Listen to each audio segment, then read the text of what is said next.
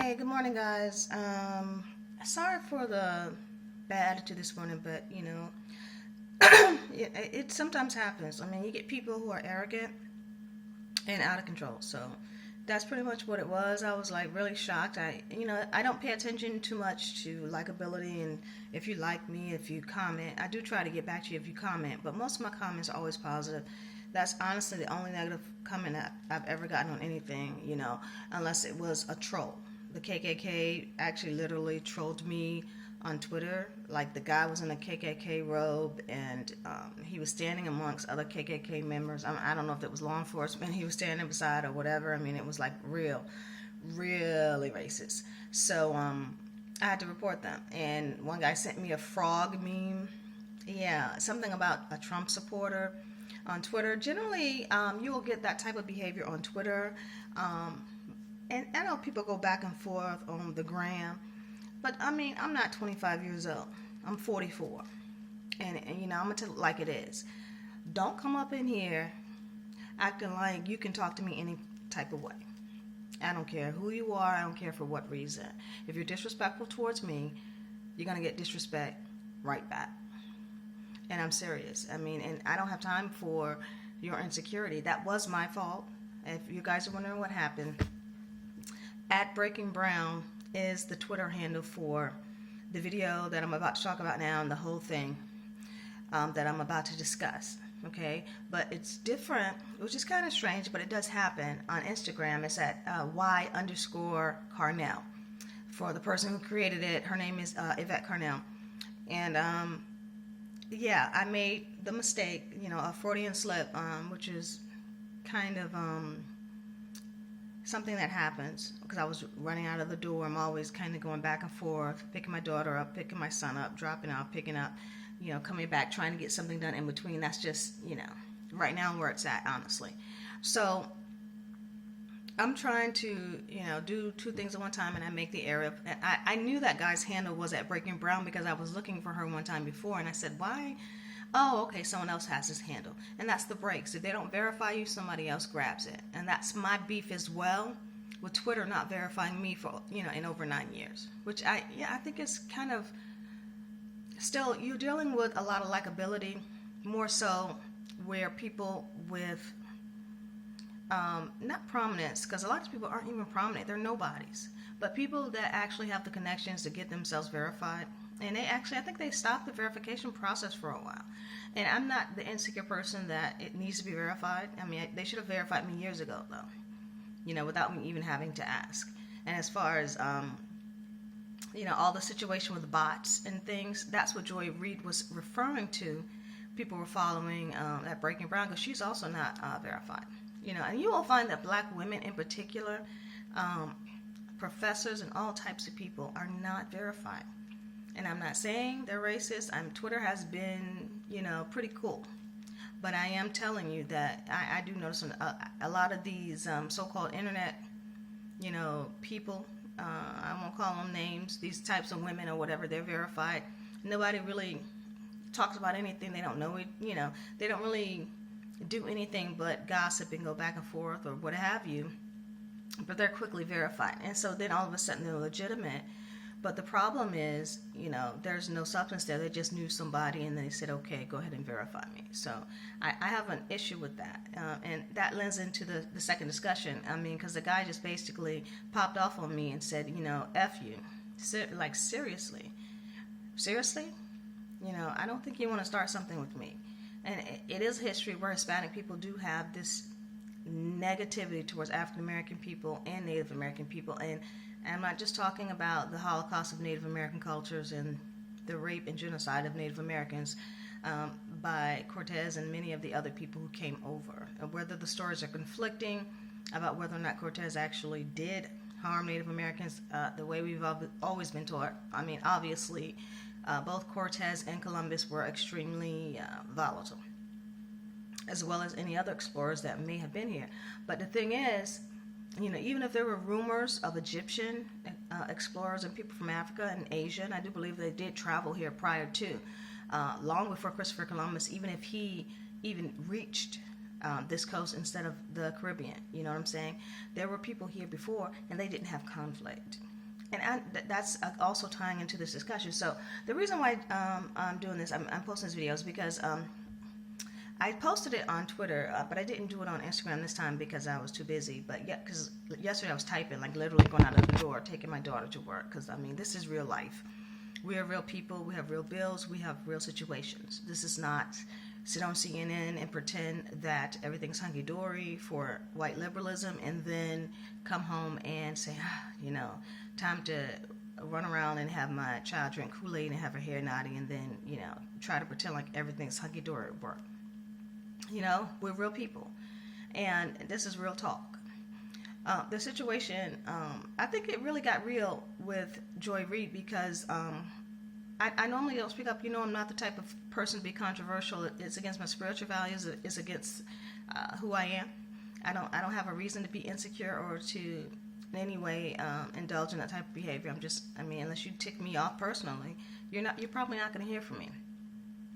And you'd be surprised at how many people actually literally try to tick me off because of that reason.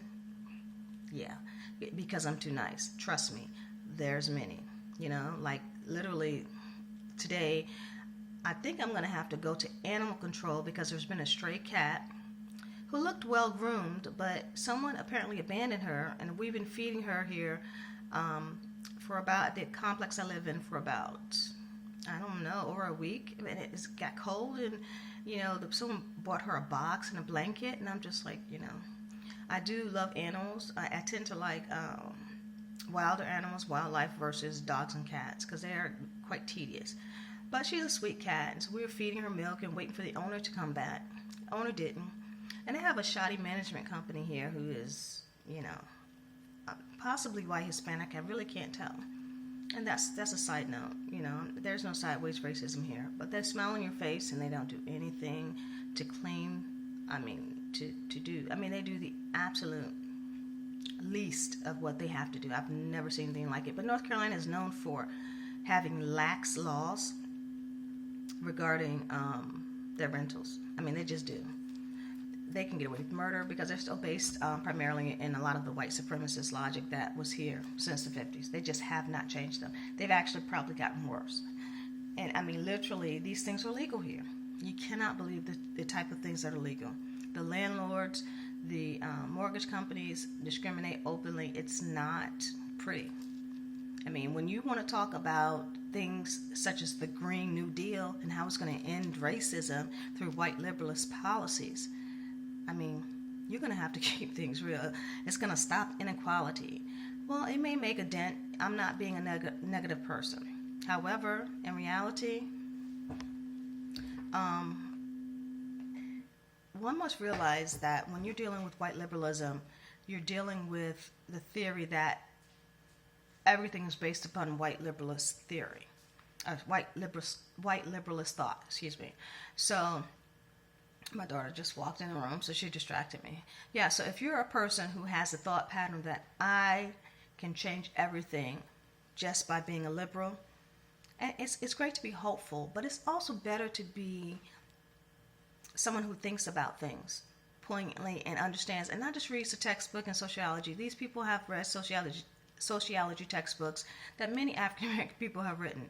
They're well read in sociology, so they know what the text says about how to be diverse and how to check your privilege. But what I'm finding is a lot of times it's just talk, and they aren't checking their privilege. They aren't doing anything. They're assuming that as long as I avoid it, then I don't have to address it. So anyway, I have to go pick up this trap, I think, because the management won't do it. North Carolina is still pretty crazy. For those of you back in Virginia who remember when we had people from North Carolina there and how crazy it was, it's still crazy. They just kind of like moved to their own little corners and they just stayed the same. Since like the 80s, it's crazy. It's like, can you please tell me how you stay the same for 40 years? I don't know, over 40 years, but they're nuts. That's my problem with being too nice. So people troll me, and people actually do things to push my buttons to see how nice that I can be. And sometimes when I come across on Twitter or Facebook or on Instagram, you guys might be a little confused. Oh, she's mad or whatever. I'm not angry. Well, maybe a little, yeah, but I like to get my point across, and I'm very implicit with what I say and what I mean, and everybody knows it. And sometimes people twist it and try to interpret it this way or that way. I'm not going to sit down here and explain every little thing, but I will with this particular issue because I think that is important. Okay, so the paper I wrote, I'm looking at it now, is White Liberalism's Implicit Effect Upon White Supremacy in African American Communities, and I'll post the link underneath here, under the video. Okay, so I posted it on Twitter for those of you who don't have Twitter, because a lot of Facebookers that I went to school with follow me, and they don't do Twitter for some reason. It's not their thing. And for those of you in psychology, understand that there's different ways of learning and different ways of socializing. So people who do the algorithms for these particular apps understand that the way you socialize now is basically also the way you learn. And if you don't learn that way, if you don't want to do 100 and some odd characters because it's too difficult for you, or you feel like it's just not your thing, you're not going to do it. And if you feel like me, Instagram is sort of, it's still glitchy. It's still tied to Facebook, and Facebook is so glitchy. I got hacked so many times on Facebook, and it's got problems where, I don't know, it's got the whole post picture thing, but then that's it. Post video thing, that's it.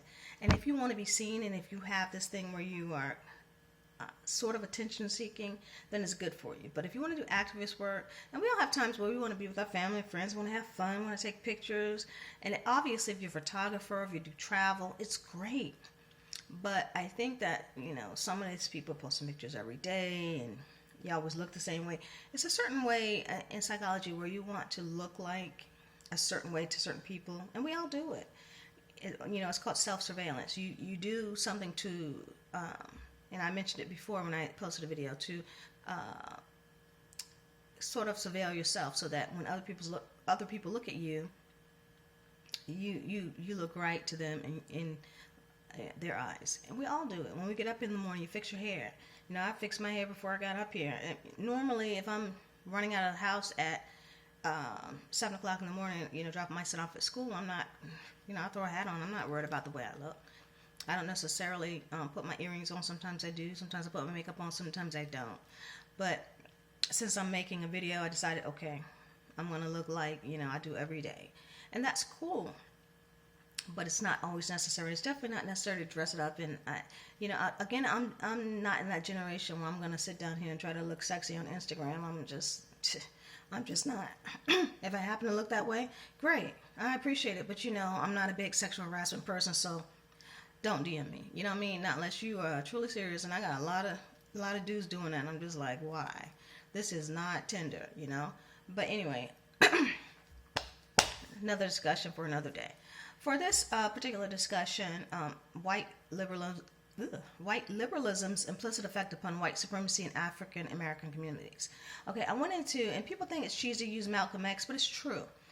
Okay, he was one of the first people to recognize that we have a problem with white liberalism. Okay, even then it was an issue where people can ignore you. It's sort of like colorblind racism, and I'll let you read the article. I'm not going to read it for you. I did type it quickly. I'm not claiming to be, a genius. I am quite smart. I can do things quickly, but and under pressure, obviously. But I just, I ran out of money for dissertation. It's not that I couldn't do it.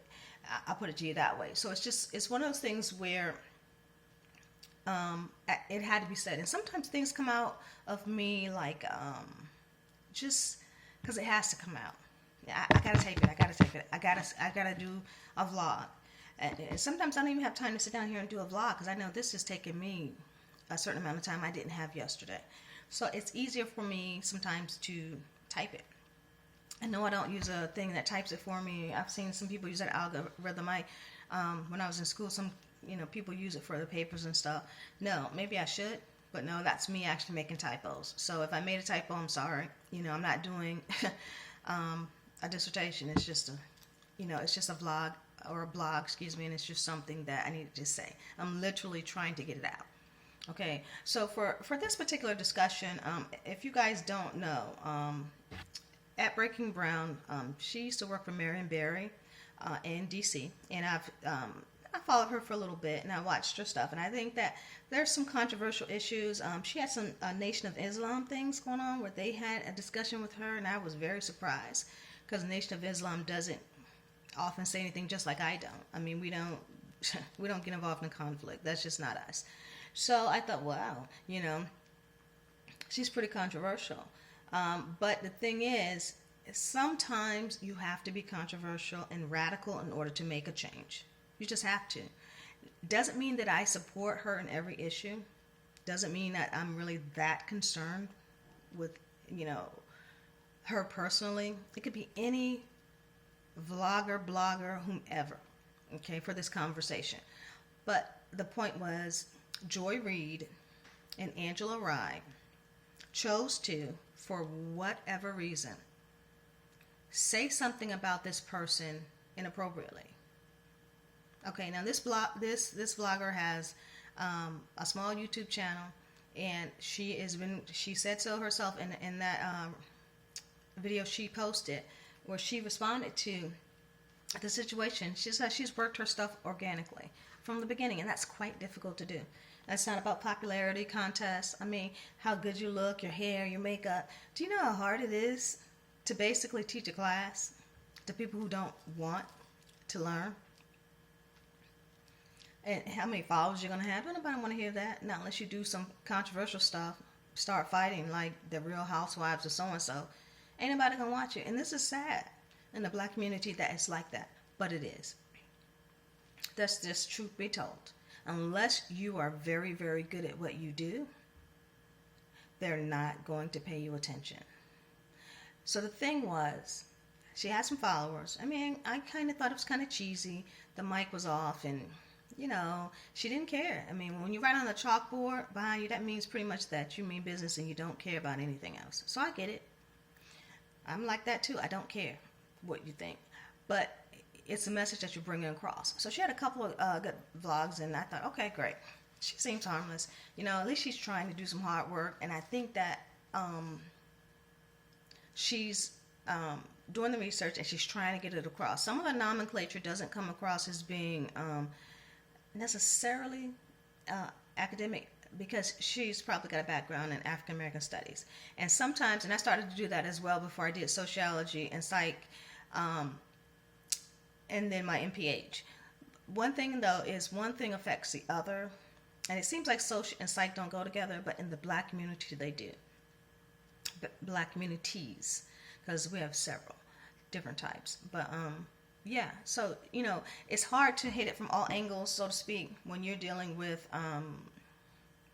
such controversial issues. So you try to not only make it so the audience can understand it, but also from your point of view, how you understand it. So she doesn't oversimplify, but she makes it just sort of like, okay, make it plain, right? This is what I think. And, the country accent throws people off. They're like, oh, man, It's all in the way you see it, right? And I give everybody credibility. So I said, okay, well, she actually has some really good issues. I had people, when I was listening to it, call in that were talking to her from all over the country. And I said, okay. Well, and some of the same people call in, but these are people who are colleagues of hers. So I said, she's actually putting forth an honest effort to do it organically. And this is the way that she's doing it. Anyway, so these people on this platform, Joy Reid, you guys know her from MSNBC. And then your girl, Angela Reid. I honestly don't know what network she's on. I think it's CNN. I typed it. Like I said, I typed it so fast, I believe. I didn't even look it up because I don't really care. But, basically mouthed off on a girl, just like that Hispanic guy just flipped off on me. And we're like, well, I think there's some Russian bot or something. I think they're the ones who started that hashtag ADOS. When you can clearly see, and you can watch any one of her videos any type of day, any time of day, any type of way, and see that she was the one. I mean, she started this quite a while ago. You know what I mean? I mean, even if you didn't watch but 1 or 2 videos, it's been well over 6 months. I don't know. My daughter said she's been up there for years, and I haven't watched her for years. But I was like, okay, what's that supposed to be, a diss or something? And I was just like, why would you come from a national platform and demean yourself to a point where you are disrespecting another person of color for any reason? You'd break your neck to stand up for immigrants, white liberalism, and you're right there. I mean, you're up a white person's behind. Okay, and that's controversial for me to say, but it's true. But when someone is trying to work, and that's her work, activism is your work, right? You're sitting here, minding your own business, taking phone calls, talking, giving your opinion, just like 90 million other vloggers, especially white vloggers. And if she's talking about academic things, they shut her down and called her a Russian bot, or said people were following her, with eggs in their pictures and they were fake people. And that's quite a possibility. Just like that man just stood up there and mouthed off of me like I was nobody. Child, let me tell you, I am not nobody. I don't care about any verification. I don't care about who you think you are. You're talking to the wrong one. So anyway, everybody deserves respect, right? And that was the same as what they did to her was demeaning as what that guy just did to me and told me to F off. Get the F off my platform. And that's not my handle, at Breaking Brown, because he's an Hispanic person. So I blocked him and I reported him because I know that they're quite racist sometimes. Not all the time. I am not a bigot. I've lived all over this country and I know what different types of people are like. And I do know that if people are feeling a certain type of way about not having the same type of privileges they had in other places perhaps, then they target the people they feel are most vulnerable. And it's sideways, it's this way, it's that way. But yeah, you can feel it, you know it. And when white privilege becomes an issue, then you see it. So that's where we are here with this. We're getting that intersection here, and you see my Twitter page at the intersection. Okay, not only about intersectionality, but about being at the intersection of everything, even without trying to be at the intersection. Thank goodness I have the education and know-how to understand what's going on. Thank goodness, because I'd be to pieces. And it's still confusing at times because people have diverted anger and things that are basically just transference. I don't know what they're angry about. And I'm out here doing all the work and a single parent and and it's just ridiculous. It's for no reason. People feel intimidated and they try to attack you. They try to judge you constantly. And I felt like with her, that's what they did. They felt intimidated. For what reason? What was the reason of you trying to clown her? What was that? Because if they can attack her, they can attack anybody. And that is something that I feel like is worthy of them stepping down from their positions. Now, that Angela Rye, all that Omarosa stuff, all the stuff that she gets away with, that she's used to, some people call it cooning, but she's used to white folk accepting her behavior, right? But we all know if we went to a 9-to-5 job and we acted that way, our asses would be out on our behind so damn fast. And that's a certain type of privilege that's awarded to certain type of black folk. You know it, I know it, everybody knows it. Right? They've let her get away with a number of different things for a reason. She's that person that gives excitement to their boring program. That's what she's hired to do. That's what they hired her to do. That's what she's for. Joy Reid is the stable one, the closest to white privilege they can find, the stable wig, nothing changes. Every now and again she changes the wig hair color or something, but nothing really changes. She's the stable, non-sexual black person, asexual black person that they need, that's into religion, that doesn't harm anyone. Not a harm to anybody. See, we got her. We got Joy Reid. Okay. Then we got this one over here that's the exhibitionist that we use so that you guys won't fall asleep during our program. See? Okay. So they have their little token blacks in place. Now, we understand this on our end. Okay. Work is work. If you choose to do your work that way, where would we be if we went and criticized you constantly? Okay, and I honestly believe that this whole thing happened because of the Kamala Harris comment that at Breaking Brown, or Yvette Carnell, said. And she had a whole video series, as is her right, as is anybody's right, to talk about things. Imagine if people shut down your free speech. Imagine where we would be. Nowhere. And especially in the Black community, you need to take heed now. In the Native communities, take heed. And the Native communities already know this. With their water, with their land, with things that are happening to them, they know to speak up. Speak up. Don't be afraid to speak up, because it's not fair, it's not right. Don't let, because I see a wave of white liberalism. You know, people are saying, oh, it's socialism. Oh, is this, it's white liberalism. And it's got many different faces, and that's what this article is about.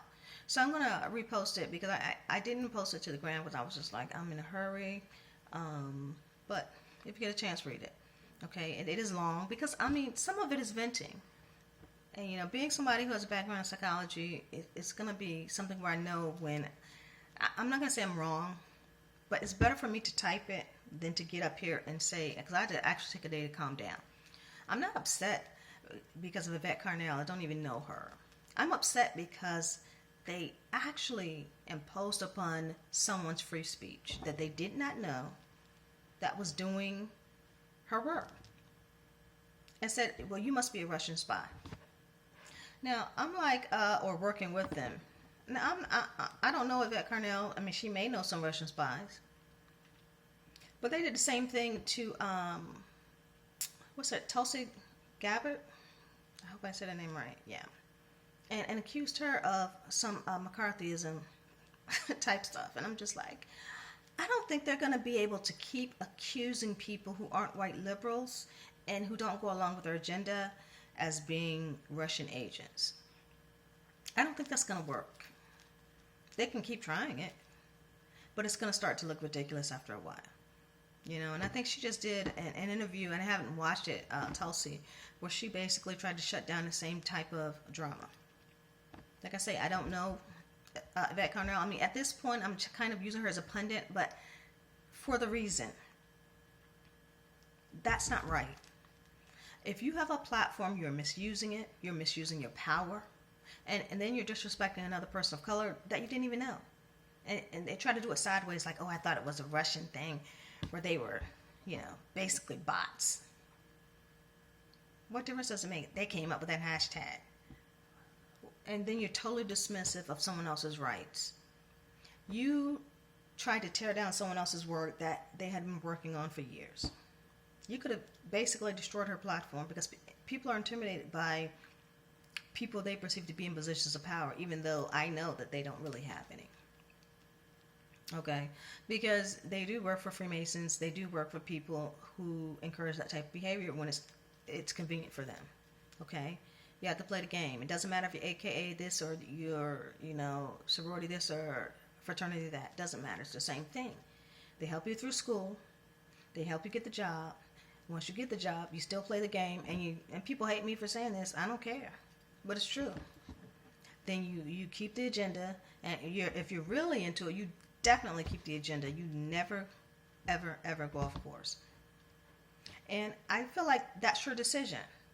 But if you're attacking people who are individuals who are making videos on YouTube to express themselves and having open and honest conversation, I mean, I watch Russia TV, I watch RT. I'm not going to believe everything that they say, because I'm not crazy. Neither is anybody else. I can tell they side with Russia, 80% of the time. We are, very smart individuals. We can tell, when it's something that is a half-truth or something that may be true. They do some good reporting and some not so good. So, I mean, it's just like Yvette Carnell. You might agree with some of the stuff she says, but you may not agree with others. And that's up to you. You make the decision. There's freedom of speech for that. Who are you to call somebody else out that you don't know and ruin their damn career? Excuse my language. Because that's what it's about. They've been blocking and shutting people down for years, and that's what made me so angry. She's not the only one, but that was the most obvious example that I have ever seen. And this is not a diss on the street or some, schoolgirl stuff where they, bring it on or something. We're adults. We are grown women, every last one of us. And they did that disturbing crap. We some rappers on Instagram or something. Some girls going back and forth over some guy. I ain't never fought over a guy in my life. And I never will. And I definitely wouldn't do it on some stupid internet platform. But the thing is, we're professionals. And if you act that way, it becomes acceptable for it. Not only for you to be down with people who have that racist agenda, but it demeans the self-esteem of the person that you're dealing with, whomever it is. And then you hurt their possible profit. As a young girl say, stop their bags, right? So they can't make money. And they can't do their thing. And then they feel like, oh, I'm doing my work and they put me down. Now I got to sit down and figure out, can I get around them? Which I felt several times. It isn't that I'm feeling down. It's that I'm trying to get around you. It looks like I'm hustling, but I'm doing your job. But I have to do twice as much now while you go and show off and show you behind. And that's all that was. And I'm just sitting here like, I put it academically in words that sound really frilly, because when I get really angry, it's just so funny. Some people, when they get angry, they like, I don't know, do stuff like drunk text or something. They type halfway or whatever. When I get angry, I get more academic. It's crazy. Then I really start coming out with like all of the academic stuff that I've learned in the passages starts coming out, But that's how I am, because I don't want to be perceived as being somebody who's just venting anger. I'm talking about serious issues, human trafficking. I'm looking at the paper now so I can see some of the things I wrote yesterday, and there is a real issue with Hispanic immigration. And the big thing here is it's very hard to understand. When people push agendas, right, you get caught in the middle. And if you really feel a certain way about something, you're afraid to say so. So when they shut her down, just in general, they want her to be afraid. Okay, just like the schoolgirl bullies, and just like, now they have gangs, but most of them are boys. But yeah. And then you're just sitting here like, okay. In reality, adults have difficulty working and getting other jobs and getting promoted when they're demeaned like that. Like I say, I don't know her. She could be a Russian spy. But I'm going to tell you this. If she were, I'd be listening to her work honestly, letting her vent, let her talk, let her do her thing, because that's her right to do it. If she colluded with Russia, then they'll shut her down. But did she bring up valid points? And when I look at someone, and I rarely do, and say, okay, that person's trying to show validity to what they're doing. Because I didn't even stay at Howard, because I don't like environments where people treat you like children. And it was a hassle going from Maryland to my car. At the time, I think I had a little BMW, and then I was driving to the train, and it was crazy, and get on the train, and then I had to get on the tram, and then I had to walk on campus. Yeah. And I went back to school, so I had 2 kids, so I'm like, no. I need to get my bachelor's, I need to get my master's, I need to get my PhD, but I got my second master's instead, because you can do financially what you can do, and then I'm going to finish my PhD as soon as I can financially do so. These are real people. You have to drop your ego and say to yourself, you are the best you that you can be. And not try to demean others because you have clout or a supposed position or a platform. No one's asking for some type of, soapbox for you to stand on. But for you to have the audacity to be talking about immigration and the immorality of putting kids in cages. Now you're going to sit down and tell me that was moral for you to sit down here and disrespect somebody you didn't know sideways and say, you look like a Russian bot to me. Maybe she's having trouble getting subscribers. Yet I personally don't pay any attention to that crap. I'm sorry. It is a likability study that they're doing. And I know that's what they're doing because I understand psychology and I know how it's used. whether it be organizational psychology or any other type. They're basically trying to find out why they're using the information. I can't tell you that. I don't work for Twitter, Facebook, Google, or any of the IT companies, but I can tell you that they're gathering your information to learn things about you. The way you share means a lot. What you say means a lot. Okay? And how you react to wanting to be liked, which is not always a good thing, means a lot. Okay? They can control you just because they understand the way you think.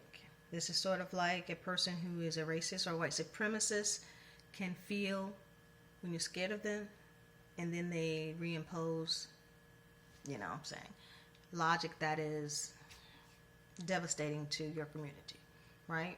People who think you're afraid of them or want, not attention, but you're attention seeking, then they'll do things to either do one of two things. They'll pump it up to give you more attention. They'll keep, especially when they're making money, they'll keep doing that. Or two, they basically will start to abuse their power and manipulate you because they think that they can do so. Okay, and that is a sad thing, but you need to understand that too. All of these algorithms were built based upon that psychological understanding. Okay, I just want to get out there. I do understand. Alisha don't care about anything. Her likes, her subs, no. I will try to respond to you, but I don't care about that. It's great to communicate with people. I love to do a live chat and get it set up. I know I mentioned it before, and definitely do some vlogging. That's just getting it set up and everything, just so I can interact with other people and be able to, that in essence is teaching for free. Yeah, which kind of sucks, but when you're doing activist work, that is kind of free work then, isn't it? Right? Unless you can get a cushy job. But anyway, I'm going to post this article. Basically, it's about having black identities, which some people at this point don't like to be connected to the word blackness. And for those of you who have read bell hooks or any other type of African American women who have emphasized the term blackness for a reason. Because we've all dealt with colorism in the past. We've dealt with internalized oppression in the past. We've dealt with blatant racism, white supremacy in the past. Most people in the African American community have dealt with that the majority of their lives, and that's sad. When you're looking, I'm not saying that we are a whole community, like from Africa to Caribbean to whatever, but when you look at the entire world, there are black folk all over the world. Okay, they're all different types at this point. We've had immigration, integration. We've had a lot of slavery and a lot of unfortunate rape and, forced integration. So it's like you're going to have a dichotomy of people, and a lot of them are going to have either African or black roots. So you need to start understanding that within immigration, specifically in the United States, we have a specific history for African American culture. And most people are saying, well, duh, I know that. But the problem is you can easily be diluted into any other black culture if you lose prominence, right? You say, oh, that'll never happen. Perhaps. People will keep up the appearances like it isn't being dissolved, but it has to be one way or the other. If the larger immigrant group, no matter whom they happen to be, outnumbers you, and they also have people of color, I don't think that we've really totally gotten to the heart of that issue. You know what I mean? Like, what do you do if you're the minority? And at that point, if they have black folk that are minority, or they don't necessarily like black folk, and I'm not saying Hispanic or Latino or Latinx or whatever you choose to call yourselves, are not people who like black folk, but it is definitely a competitive environment, and that competition has been totally ignored by the press, by everyone but academia. And there are several studies that were done years ago, 2-3 years ago, 4 or 5 years ago. Every 2 or 3 years, I think they do a study. So it's not something that isn't being talked about, but it's just being ignored. there's competition not because we necessarily dislike each other, but because within any situation, it's unavoidable. Jobs, there's competition. There's competitions as far as actual cultural things that we have. In areas we come from, we tend to divide very, very well. In Virginia, African American activities and other cultural activities, I think.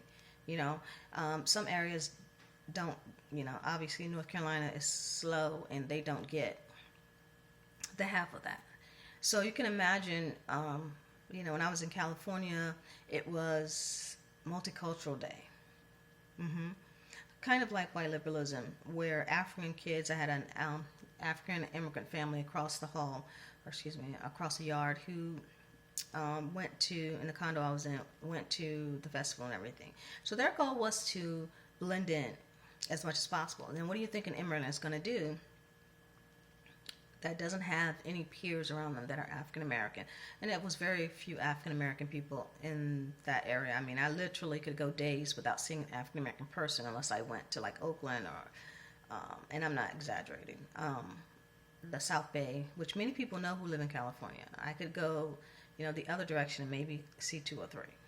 It's not uncommon.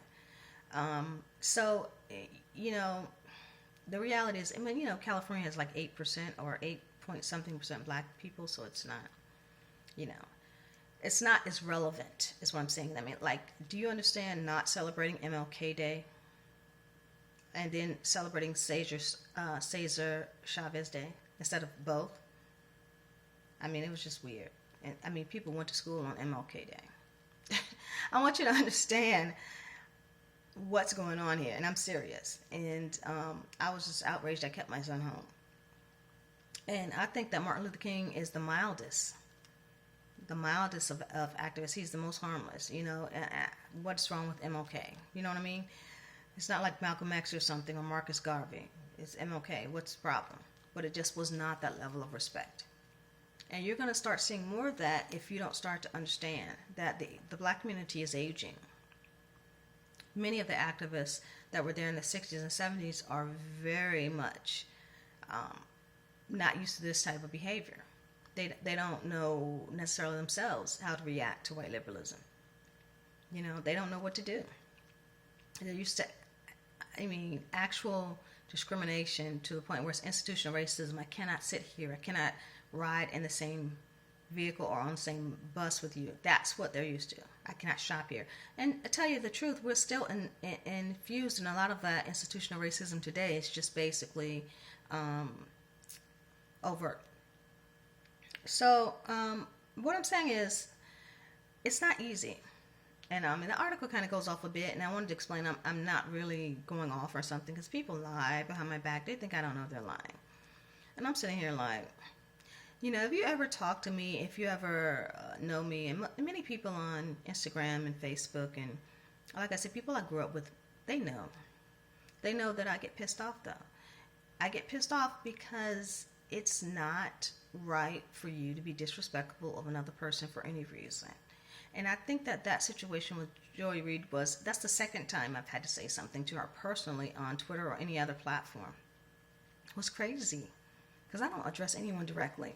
Then they'll try to be dismissive. Excuse me, my asthma.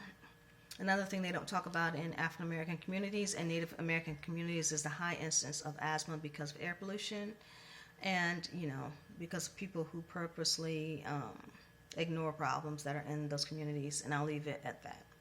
Specifically, if you're African and Native, the environmental racism in Black and Native communities is off the chain. And if you think I'm joking, so when I hear about this Green New Deal, I think about that. Like, are you serious right now? This Ocasio-Cortez thing, and then she's the newest thing. You can tell they're pushing her out front. It's kind of like a bunch of bull, like they're standing behind her with a bulldozer. But and I don't mean to be mean, but I heard about the Green New Deal long before she came around. And I thought, okay, that is a good idea. But can you make it work? She actually introduced it saying it would reduce racism. Perhaps. is if it lessens job competition, and like what I just said, as far as immigration. But is it just something where it's an icing? It's better than Trump. That's where we are right now. Everything, as long as it's not white supremacy, is better than Trump. But white liberalism covers up white supremacy. It's still there.